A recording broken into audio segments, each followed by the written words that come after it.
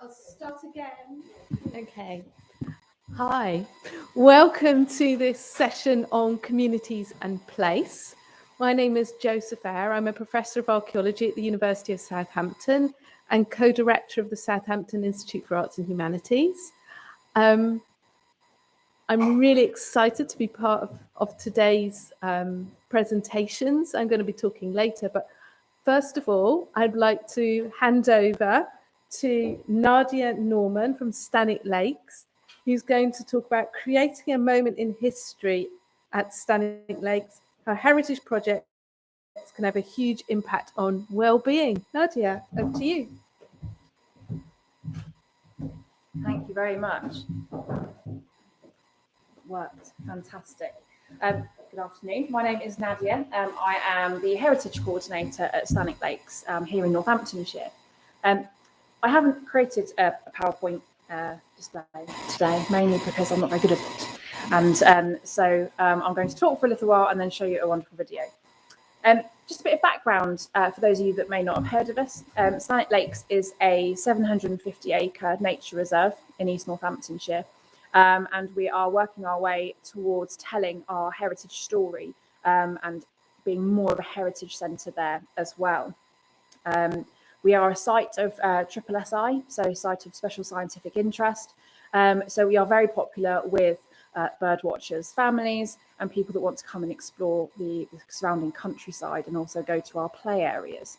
The area of Stannick, what is now Stannick Lakes, was quarried extensively during the 1980s and 90s. And as that was going on, there was a very large scale archaeological excavation in the area that flooded over into our reserve, what is now our reserve area. With that, they found an absolutely extraordinary amount of human history, going back as far as Neolithic all the way through to medieval.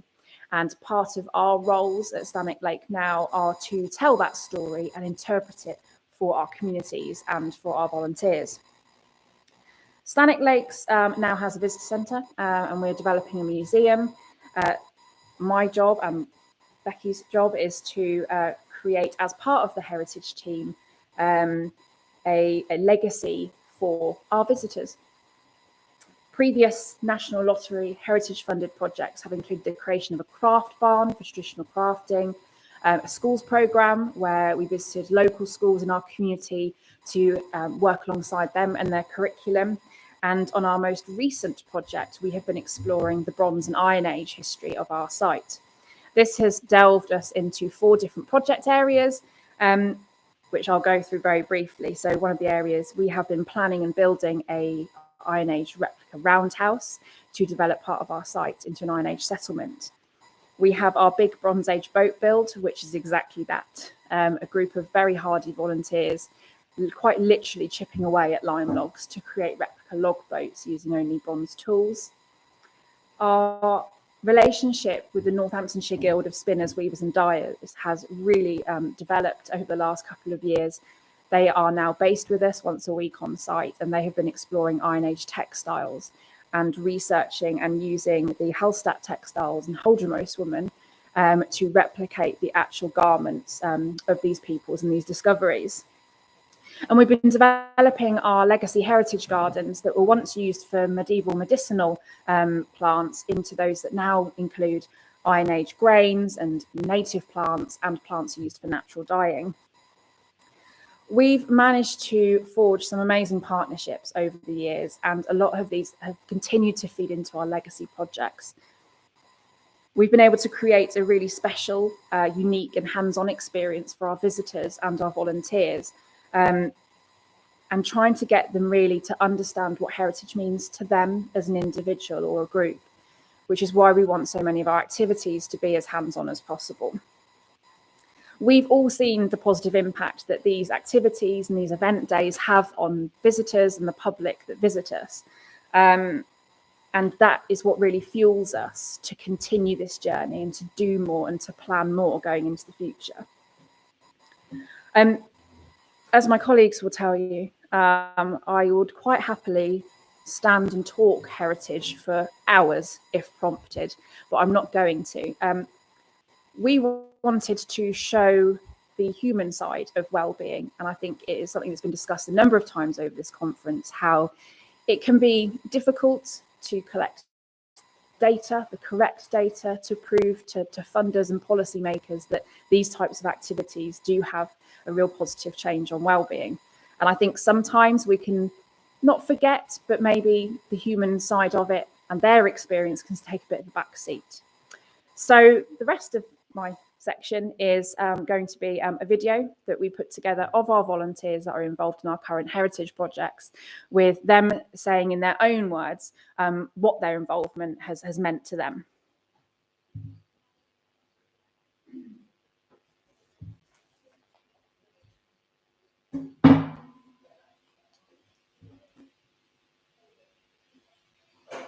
For me, it's about getting out in the fresh air. It's a challenge, something I've enjoyed doing. And also, I think mostly it's about giving something back to this place, of looking to rediscover the heritage of this site and share it with the visitors who come here. It's bonding. We've made great friends, and for me, it takes away the stress that I have at home, and here I can relax and enjoy my time with fellow workers, or fellow weavers, spinners and dyers.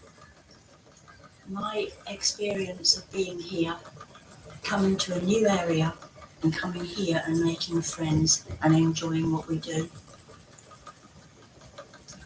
I've enjoyed particularly sharing craft skills with other people who come to the barn, making new friends, and with the visitors that come in as well. In working with the heritage has meant an awful lot in terms of teamwork, and the friendships we've made with each other has been amazing.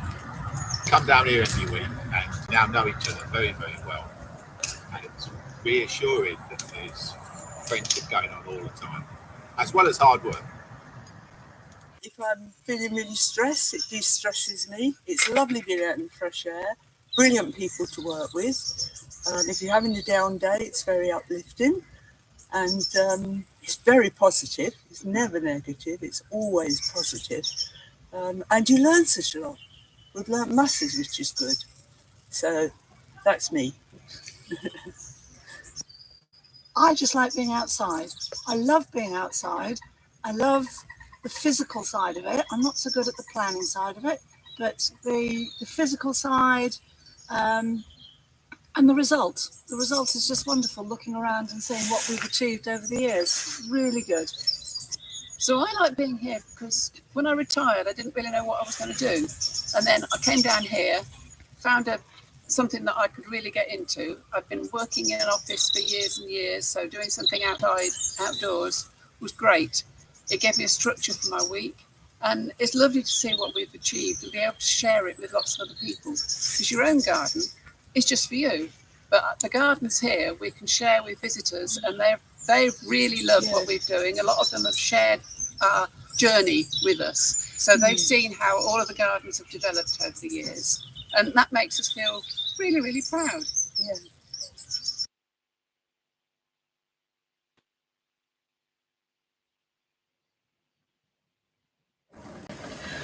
I've really enjoyed building a team. Obviously, as crafters, we're all used to doing our thing individually, but we have learned to work as a team, doing things that we could never have any of us managed to do individually. Yes, excellent. Also, as well, to be able to come and be involved with the project and knowing what the Iron Age people were doing, and having to be able to spin to their equivalent has been absolutely brilliant. And we've managed it. We've managed to spin very, very finely, and we've managed to contribute towards the Iron Age project.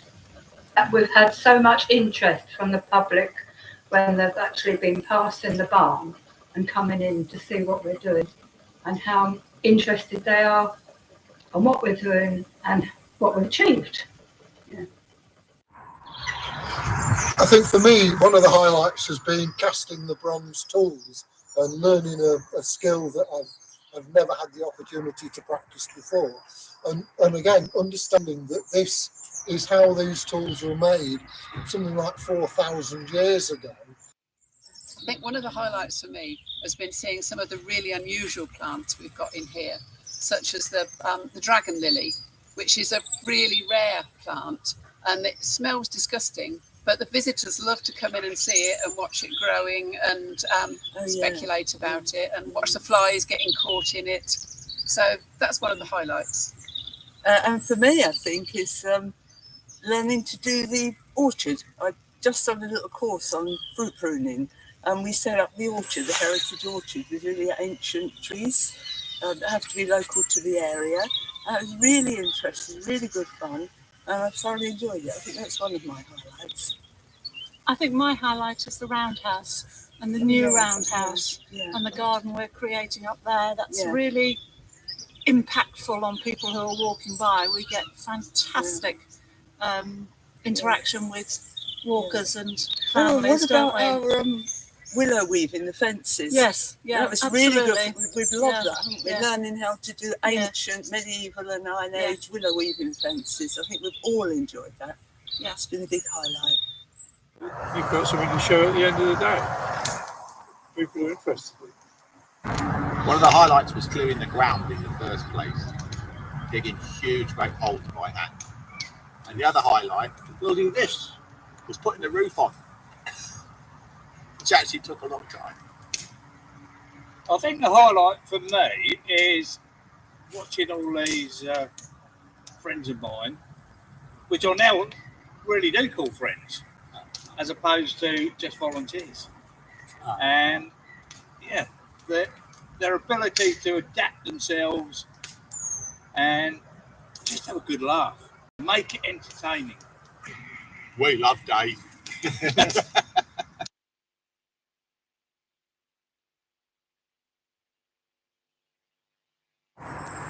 Involvement. Bonding. In one word, fellowship. I'll go community. Fun. Achievement. Socialising. Community. Empowerment. Achievement. Teamworking. Friendship.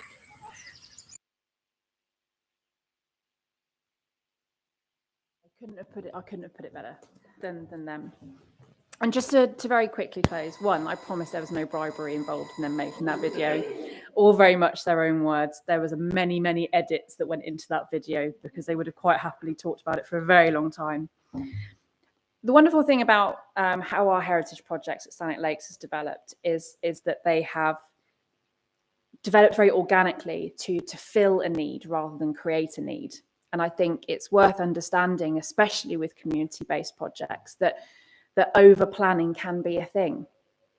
We've learned that sometimes less planning is best. We provided the outline for what our end outcome wanted to be, and it was these groups of individuals that took us on that journey and decided the steps and did the planning and the designing and made the suggestions of how these projects could move forward. It's them that's made our project so amazing and organically making them very people-centered. As many people have said over the last 2 days, we are the believers. We know that heritage has a positive impact on well-being. And we do honestly believe that our shared passion and experiences have created a wonderful heritage community at Stannick Lakes. Thank you very much.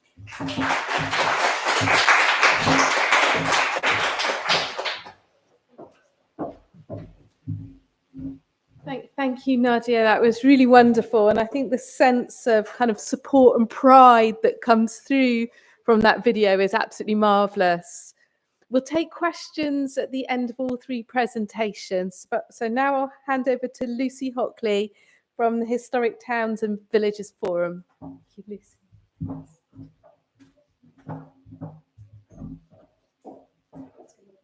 Lovely. Good afternoon. I'm very pleased to be part of a conference that has wellbeing at its centre. and of course heritage, rather than a day that encompasses many other themes. The fact that there's been such a rich diversity of presentations and places I'm sure we're all going to want to come and visit shows how much is underway and the scope for collaboration and future activity. I started late last year as one of the 2 new co-directors of the Historic Towns and Villages Forum, so I'm presenting some of the work of the forum prior to that time and some next steps.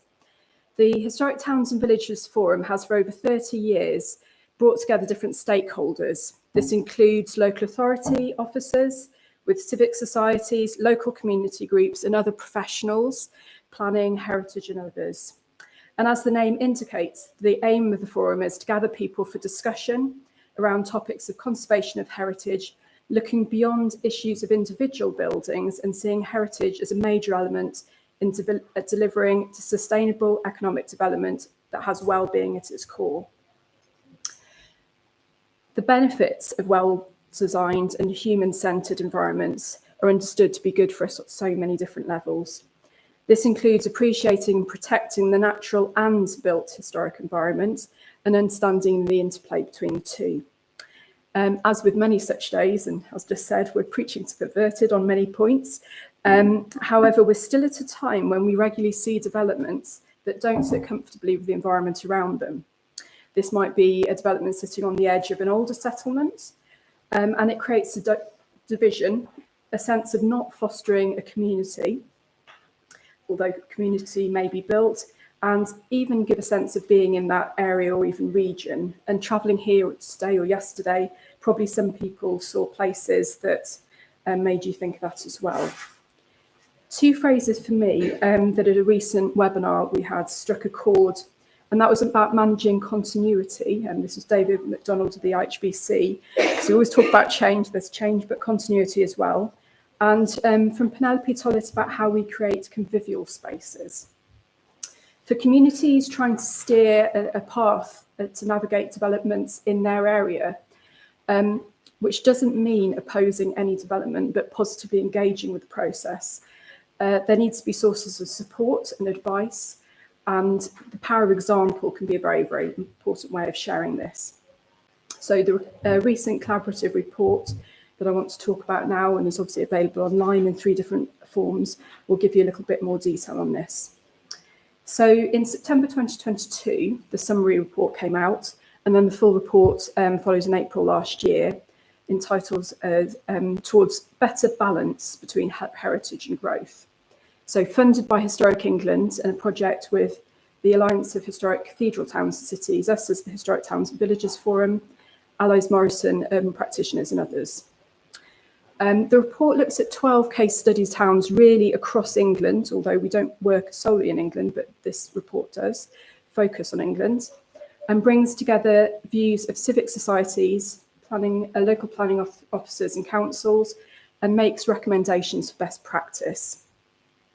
The 12 towns and cities are really spread across the country. They include Canterbury, Chester, Chichester, Lancaster, Lichfield, Malvern, Oxford, Peterborough, Wakefield, Wells, Winchester and Worcester, so literally a gallop across the country.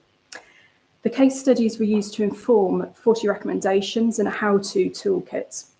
The toolkit presents a local plan review process highlighting which different issues can be considered, such as transport, density, views and vistas, character and building heights, and how local planning authorities can draw on the enthusiasm, knowledge and experience available in civic society and local volunteers. And I think we heard some fantastic examples this morning, such as the Kirkham examples. And this would help to gather a really sound evidence base. The report works from the premise that it's necessary to challenge developer assumptions, which are not necessarily in the best interest of communities, and look harder at what sustainable urban community might look like, so that the places where people live and work, children grow up, can be spaces that are enjoyable and healthy spaces, enhancing well-being. So the aim is not necessarily to, and often not to, copy past developments, but look carefully at what works using those case study examples, not only in terms of density and layout, but also community spaces, green spaces alongside the existing built environment. Housing needs of the moment are fully recognised, but developers alone are not going to solve the problem in a sustainable way. I think we had some very good discussions before lunch in the Purcell seminar about that. Neighbourhood plans are discussed as one method of providing some crucial stakeholder engagement. Can of course take time to develop, but also can be frustrated by processes and constraints imposed by, at a higher status, by local plans of a district. Interestingly, all of the 12 places are ones that have declared a climate emergency. Yet the declaration, given the feedback in the report, is thought not to have translated into action yet. From other research, it's known that younger people, as well as people across age groups, are concerned by climate crisis. And again, thinking about well-being in a different way, as well as well-being today, we know that's a concern for future generations that many have. Some key recommendations, and just to summarise, come from the report and they're aimed at different levels. So for government, this includes points such as promoting the retention and reuse of existing historic buildings to reinforce local character, respond to climate change, and ensure views of local communities are given more weight in the planning process. For example, by actually ensuring understanding the processes are understood and the consultation happens at an early enough stage to be positively shaping decision making. For Historic England, there was request even about further guidance on top of what's already available on making historic buildings as suitable as possible and requesting for more work on the Heritage Counts initiative. For local authorities to create culture that recognises the economic, social and cultural value of heritage by developing heritage and design expertise, and a fundamental part of local authority planning and development activity, so of course more around training and support. And for civic societies, advice on working with heritage and design officers, ensuring that all sections of the community and those with specific expertise can be listened to and have their voice and have a chance to voice their opinions. So the interviews, a large series of interviews undertaken as part of this research, came up with what they designed to be very practical advice, takes this report into account, and the changes here mentioned are, because it's a very recent report, also taking changes since the pandemic, including more working from home, online ordering, where facilities might be. So we're continuing to consult members around this activity, take strands of the work forward, and as the report it's just a first step, not the last step, and of course is echoed by much of the work that other people are doing. Now, at this point in time, we are at an interesting time, and I expect many people in this room were listening recently to the Heritage Hustings at the Heritage Alliance Day, and there are many changes, directly or indirectly, that the election might bring. Also, the statistic that conservation capacity in local authority planning teams has halved since 2009 is concerning, and there are aspects of the tax system and proposed reforms to encourage sustainable growth and reuse of heritage buildings that will surely continue to come up and again.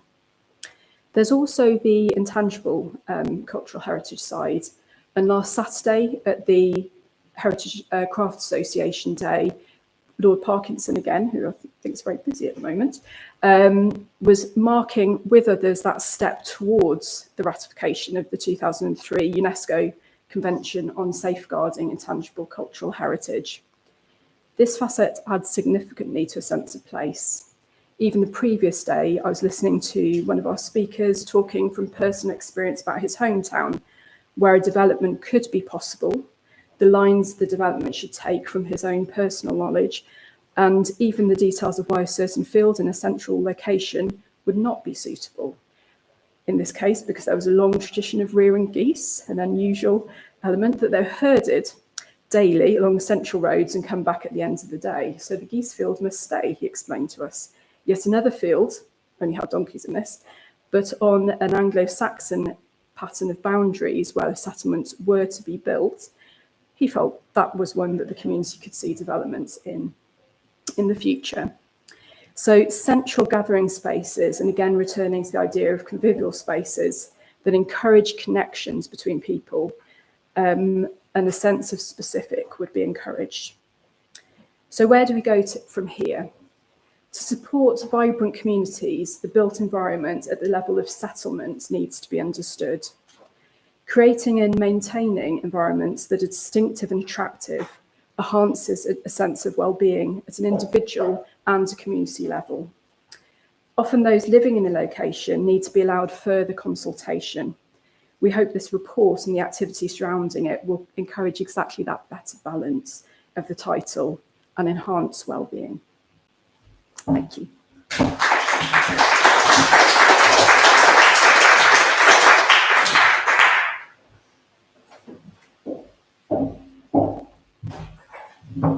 Thank you so much. Rich series of thoughts that sit within that.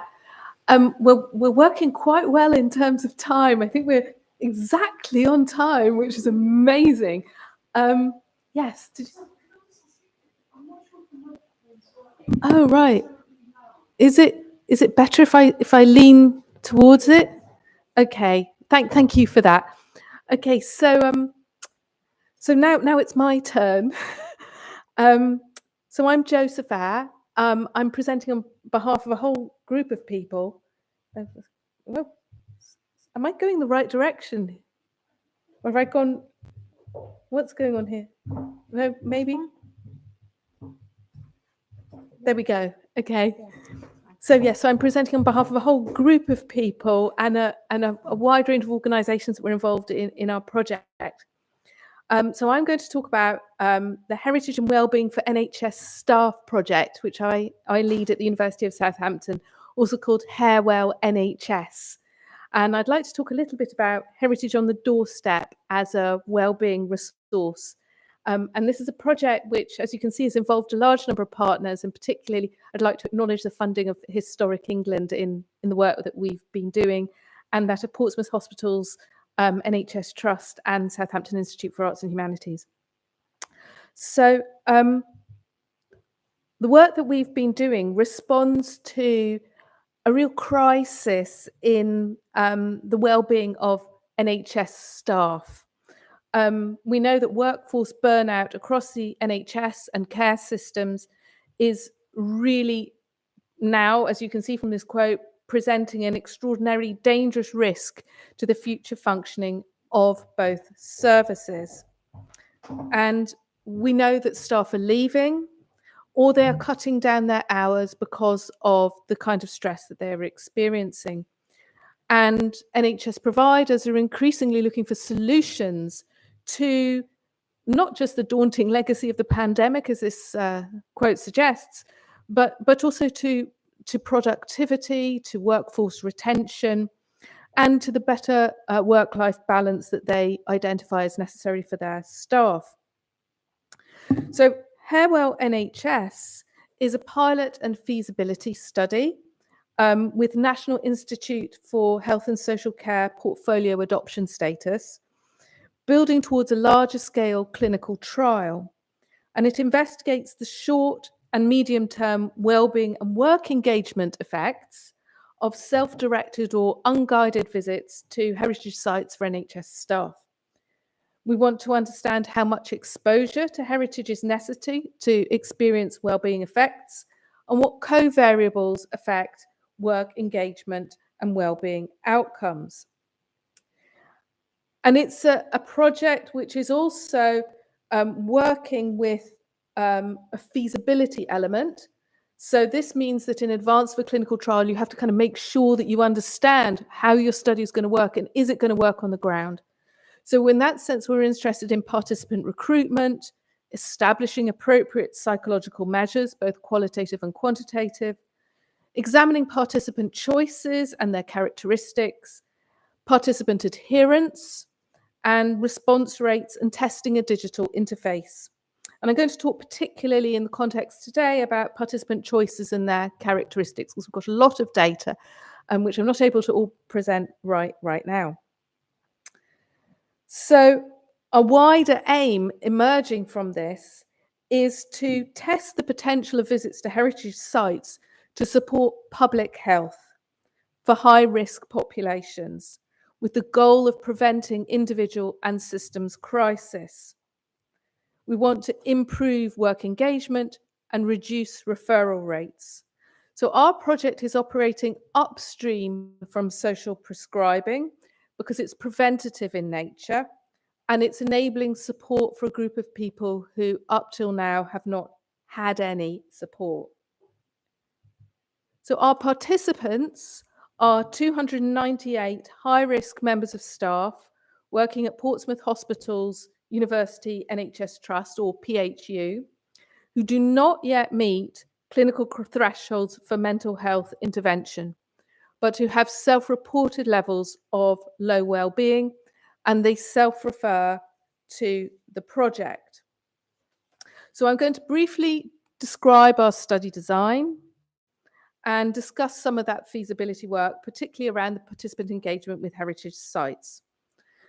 Although we're sitting very much in this public health world, I do think that there are some useful learnings from our work in terms of participant choices and agency that have implications beyond our immediate study, particularly in terms of the wider role of heritage in society and the potential for people to become more self-reliant and proactive in their health and well-being. So let me now move to the study design. So before we started the study, we embarked on a project PPI element. This is patient and public involvement. And this is a necessary prerequisite to any form of clinical trial. But I guess it's also just good practice because it's about co-creating your study with your participants. And it was really important for us to understand how to design the work so that it would work for NHS staff who are very time poor and who have lots of other things going on in their lives. So we needed to make sure it worked for them. So the key elements of the PPA findings, you can see here on the slide, that there were a series of barriers. So for example, time, money, entering sites was thought to be expensive, and it is sometimes. Transport to places, and also knowledge about what heritage is and where they could find it and how they could engage with it. But there were also a series of opportunities. So, for example, staff wanted social experiences. They wanted to connect with other staff or with their friends and family. They felt that heritage was novel.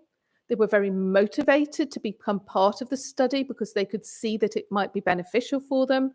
And they felt it would provide support at work. But the key messages that we took away from this work were also that they wanted equity. So they didn't want to be allocated randomly to different forms of engagement. And if free tickets were on offer, they all wanted them.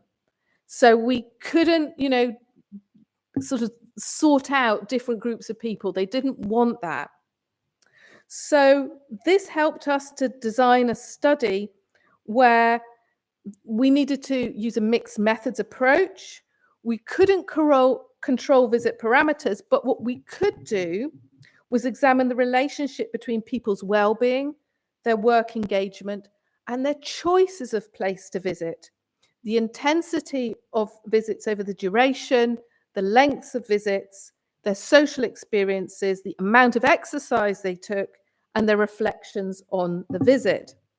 So on entry to the study, our participants take a series of baseline questionnaires, which you can see on the slides. So they're the WEMWEBs, satisfaction with life scale, a compassion scale, because this is the health sector, work engagement scale, exercise levels, and we ask them about their pre-study heritage engagement and also about their demographics and what job they do at the trust. Every time they visit a heritage site, they fill in a questionnaire, and these are the co-variables, if you like, for our study. So they tell us where they visited, how they got there, who they went with, how many people, how long they were there, the level of exercise they experienced, and they also complete a visual analog scale, which is a whole range of emotions. And then they tell us qualitative data about their thoughts and their feelings during the visit. And then at the end of the study, we reapply the baseline measures, and we have a series of qualitative measures that we're asking, which are about their experience in visiting sites. So these are about perceptions and meanings, positive and negative experiences, thoughts and feelings, how engagement with the project touched on other aspects of their lives, the availability of resources to allow them to engage, suggestions for possible improvement for our study, and whether they desire to continue engagement beyond it. And what's important is that we, together with our partners, provide free tickets to all the participants. So we had a contribution from the National Trust, we had from the Mary Rose Trust, from Portsmouth Historic Dockyard, and from English Heritage in Portchester Castle. But there's also a whole range of free places that our participants can visit in Portsmouth because it's a very heritage-rich city. And we created a portal which has an interactive map with over 150 sites, and they are listed in terms of the kinds of themes that people might be interested in. So we have 20 different themes, everything from military history through to transport and museums and, leisure. We have online visits, and we also divide our categories into sites that have a kind of green setting and sites that have an urban setting. And these are our kind of larger analytical categories for some of the work that we've been doing. And our participants had free access to sites for 4 months. Wasn't a huge amount of time. It was 4 months because that's what we had funding wise, and that's what we could arrange. So bearing in mind, there are some limitations in terms of the duration. So that's how the study was set up. So now let me show you a little bit about that heritage engagement data. So on one side, I'm not sure whether when you're looking at it, you can see whether it's right or left, but you can see the participant pre-study annual heritage engagement, and then heritage engagement during the 4 months. So we have a large number of people who are making a small number of visits, but we also have super heritage users. And we can see that 23% of participants made 5 or more visits during the study, compared to 1% making 5 annual visits pre-heritage intervention. And bear in mind that if they only even made 1 visit in that 4 months, they're probably still making more than they would have done in the year because it's only 4 months, right? So their heritage engagement is certainly there. The staff are picking up and they're engaging with the project. It's also worth saying that we had the fastest recruitment to any study in the hospital because people were so interested in this. Within 10 days, we'd recruited almost our full 300 participants. We also probably are underreporting our visits because there's a high likelihood that there are a number of unreported visits that people are making. So this is a kind of, I'd say, the lower end of what probably actually happened.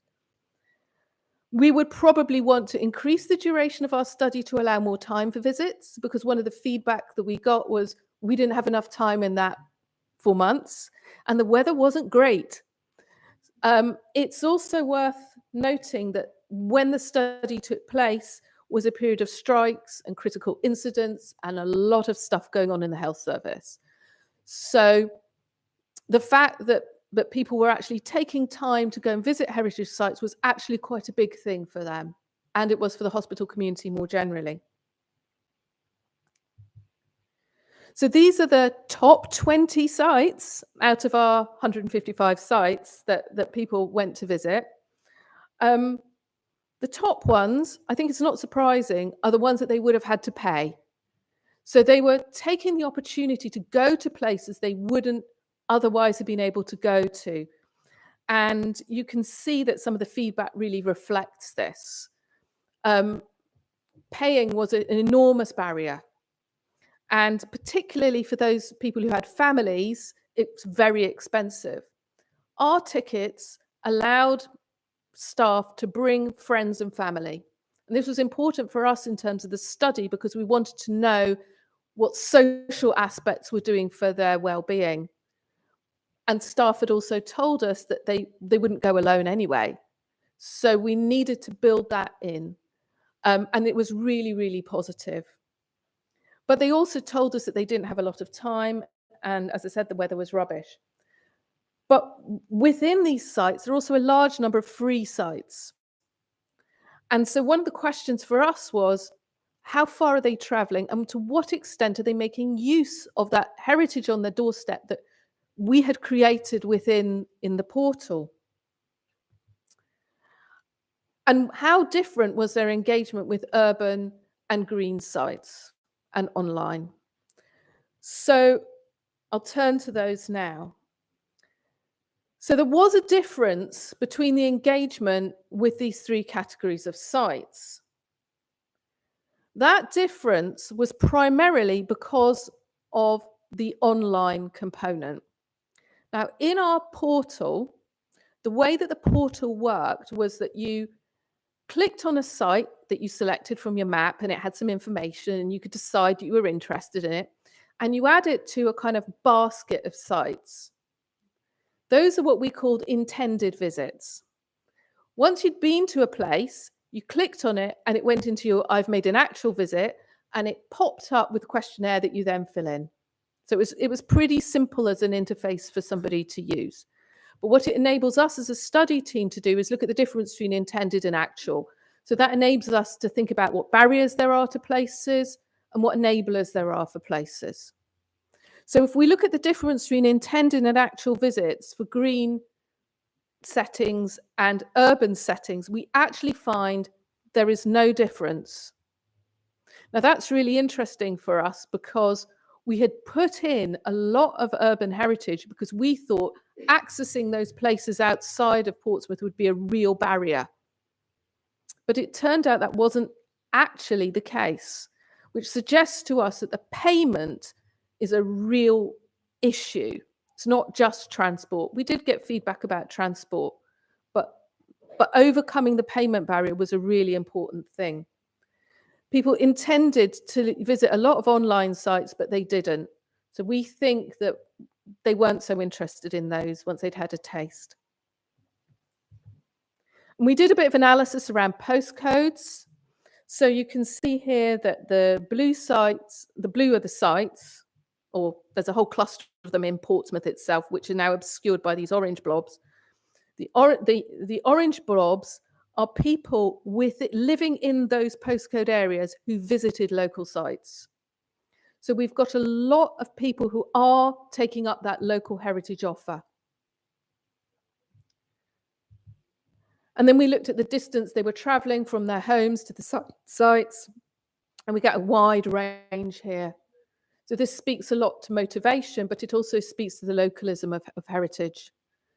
So there's a combination then of heritage on your doorstep and heritage that's a little bit further away that people are engaging with. And that's really interesting because it's a mix of heritage and heritage environments that people tend to be going for. It's not one or the other. We are just doing a piece of work now looking at the predictors for these in terms of the demographics and work role and so forth. And we do think there are different predictors, but we're still in that work. So to finish off now, the Harewell NHS project is taking a novel approach to well-being through community engagement that is founded on self-direction rather than participation in a health intervention or a come to a specific place and do a particular thing. So it's about agency, building choice and well-being. And if you like, it's about creating heritage as part of a lifestyle. We're working closely in partnership with our NHS colleagues, and that's been vital to the success of the project. And our feasibility work is showing us what people can and want to visit, what their barriers and opportunities are, and how they conduct their visits. And I think it's also interesting because it's providing a model of scalability for other vulnerable groups in the health sector, including perhaps a model for self-directed social prescribing, which might be useful as social prescribing starts to reach a certain kind of capacity. So for us, what's next is we're going to be publishing the results very soon, and we'll be able to share those with you. We're working closely with Portsmouth hospitals to use the finding to support the staff, and we're working towards a clinical trial of our data. And I just wanted to leave you with two lovely quotes from two of our participants, which is about, I enjoyed visiting historical places. It also made me feel valued that my employer was supporting my well-being. And then another quote, which I think was really, really unexpected for us, which was, definitely, it has helped me decide to stay in my job for the present as I feel more valued. It has increased brain activity, I feel. So this isn't just about well-being, this is about employment support. And that, I think, takes our sector into a different kind of world. So thank you very much.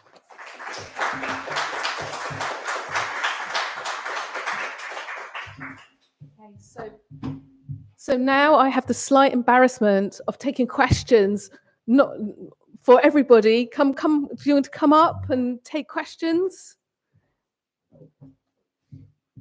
Yeah, come up here and we can all take questions together. Microphone hot. Hot microphone. So who has questions, please? Yes, Desi. So Desi's the microphone lady. I have lots of questions. Am I allowed two for two different people or just one? You can have two. You can have two. First one for Stannick Lakes. A really interesting project, and the impact's clearly demonstrated through the response from your volunteers. I was quite interested in how you manage those volunteers. So what resources do you have to engage with people to come in along? I'm assuming you're supported by the lottery at the moment. Yes. And how you'll continue doing that and continue to grow what is obviously a great thing for the people of Northamptonshire. Thank you. No, very kind comments. We are very blessed at Stannick Lakes that we have some wonderful volunteers, and our volunteer groups have grown somewhat over the years from what started off as a very core group of conservation volunteers based in nature to then, as these other projects came about, we were able to harness their interests and then do quite specific social media campaigns around wanting to get more numbers.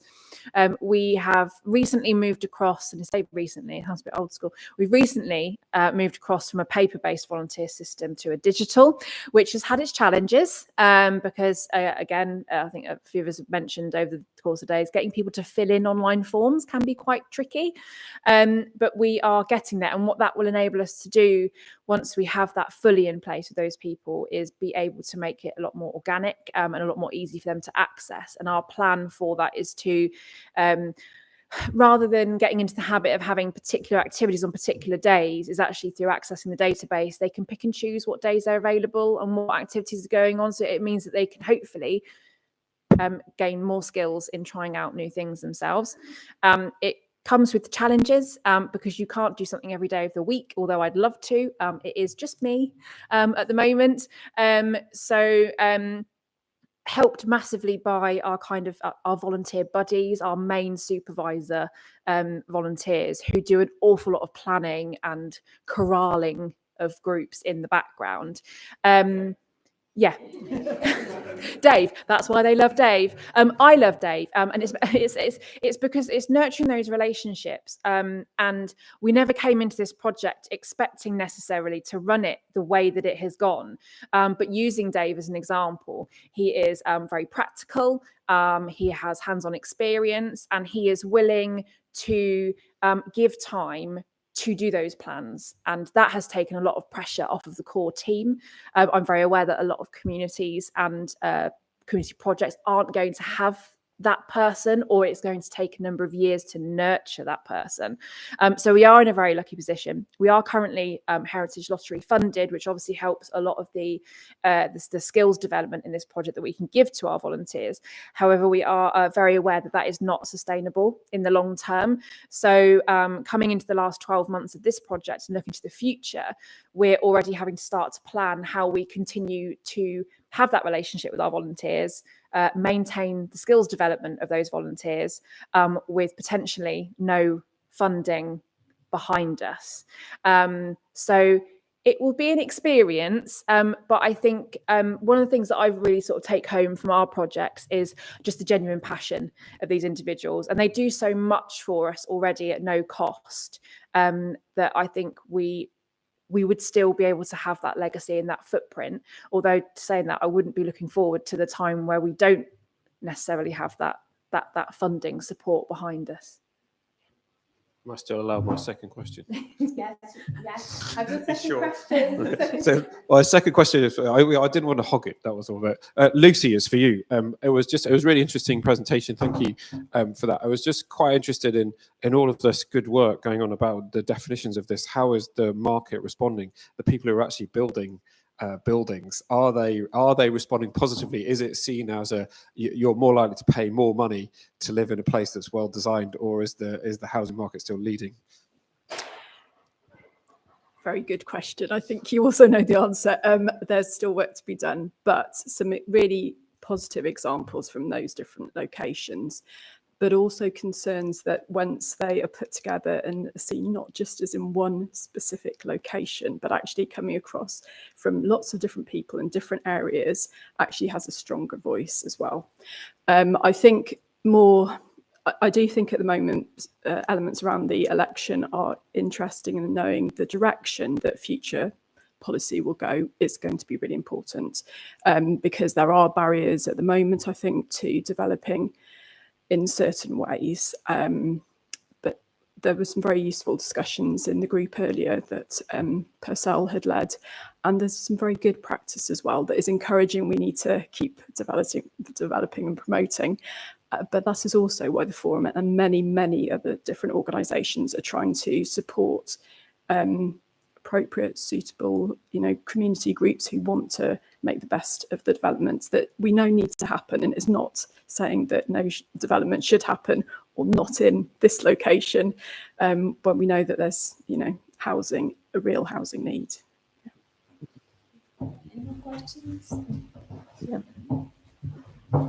Hi. Follow-on question for Lucy, actually, about it's wonderful to see the kind of strategic work you're doing. I was just wondering about your capacity in terms of supporting communities to take ownership of some of those really challenging issues in small communities where their heritage assets are so important to them. Yeah. So the Forum is small, but this is where actually always working in collaborations with other organisations and providing examples.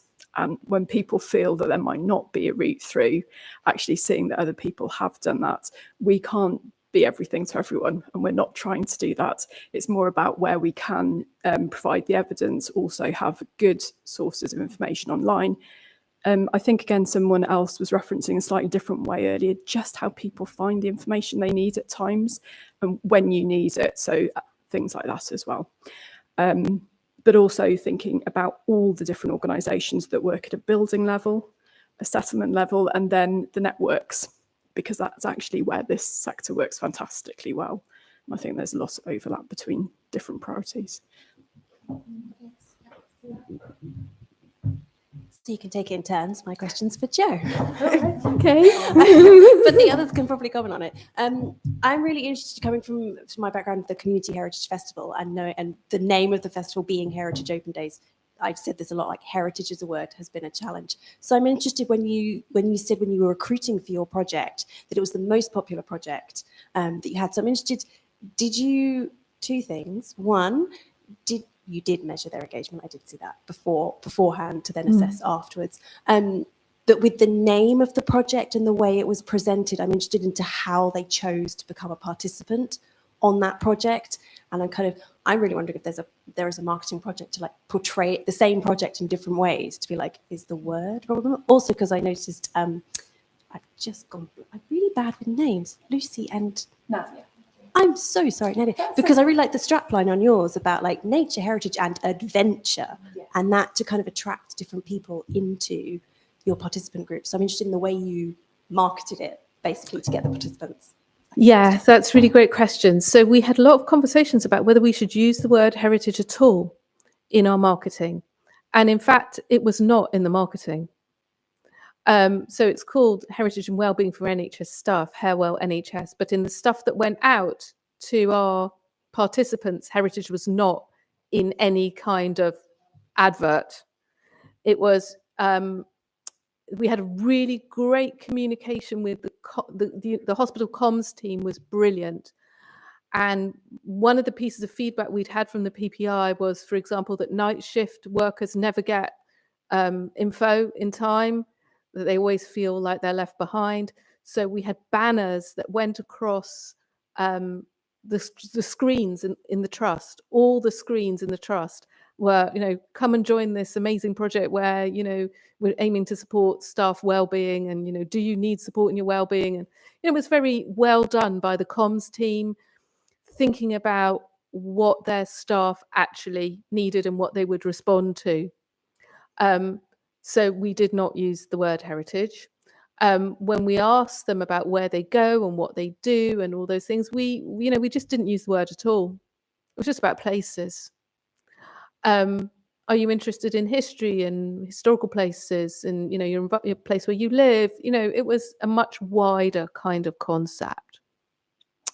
What we did do deliberately with the sites that we chose is try to respond to the demographic diversity of the hospital, because NHS staff are the most diverse workforce. So we were very conscious that we were in Portsmouth, which was like white military history, and we did not want that to be the experience that we were inviting them towards exclusively. So we had a really good discussion with our colleagues in Portsmouth City Council around the kinds of heritage in the city, with colleagues who understood that heritage so that we could bring a diversity of experience to that. So I hope that in part answers your question. I'd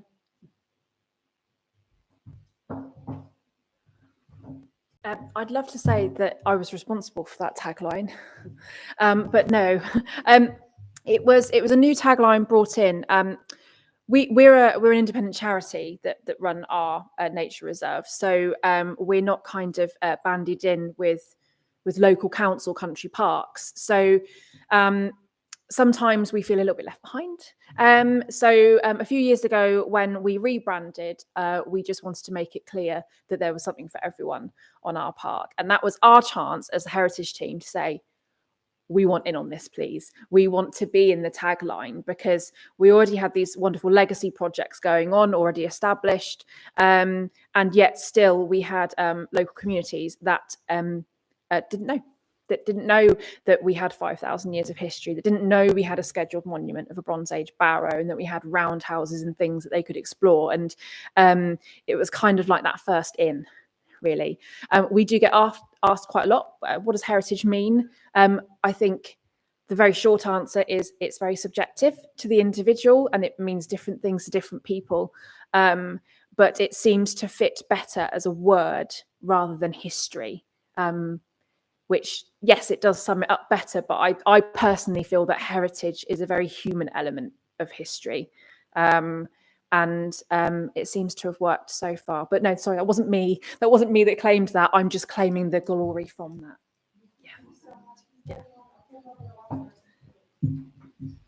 Hi. This is a question for Jo. I'm just thinking, it could be anybody's project in a way, because we can do it together. Yeah. One of the things that it sounds like you've had some fantastic results from the project that you've done. And I wondered if any part of the evaluation is around, because I do wonder this about our own projects. You know, sometimes if you put a project on and it's kind of time bound and you're really supporting people into activity, people rise to it and they will go and visit things. And I know that obviously the cost and transport is really, really helpful. And I do wonder how long it lasts after the project comes away, if people think, oh, I'll go again, or I'll visit the ones I didn't manage to get round, and whether that's part of your evaluation. And I know that you don't really know that, do you, until it's in the proof is in the pudding, as they say. So I'm just interested in that, whether actually, you know, whether that sense of belonging to a project and being part of something is actually quite motivating in a way that we underestimate the power of that. If that makes sense. Yeah, I think you're right. So we did do a follow-up 6 weeks after our final data capture. So we do have some data that is very short-term data. We did ask our participants about what they saw in the future, whether they would continue to do this or not. And there were some interesting results there. I think that there was quite a positive response there. Our National Trust colleagues actually allowed our participants to keep their passes for a year. So we would like to return to those participants and to see if they made any better use of it. The only thing is that our ethics were time bound. So we would have to go through another ethics process in order to be able to do that. But this is only a feasibility and pilot. It's step 2, in fact. So if you're moving to a control trial, which is our aim, you have to do, first we have to have a basis for your intervention. Then you have to do your PPI, step 1. Then you've got to have your feasibility, step 2. Then you have to probably have another upscaled pilot, step 3, before you can go to your RCT, step 4. So this is not our last opportunity. So in that sense, we are just testing how best to do this now. And we know that we'll have to do this for longer, and we know we'll have to build in the follow-ups. We always knew that. So yes, we will do it. We will do it. But it's just an incremental process. It's just that thing, isn't it, that, you know, underestimating that being part of something. Yeah. Once that's gone, you know, people put a little bit drift, aren't they? That's why we always want to continue the project. I think there is a bit of thing in that, isn't there? If you wanted to have your project shown, it's supported people to carry on. Yeah. And, you know, that interactive map we can share with them. You know, they can have continued access to these things. So we haven't cut off the source of knowledge. So I think what we want to do now is, and we're kind of in conversation, is how we can use the work we've done to continue the work with the hospital. And they're really, really supportive, really fantastic.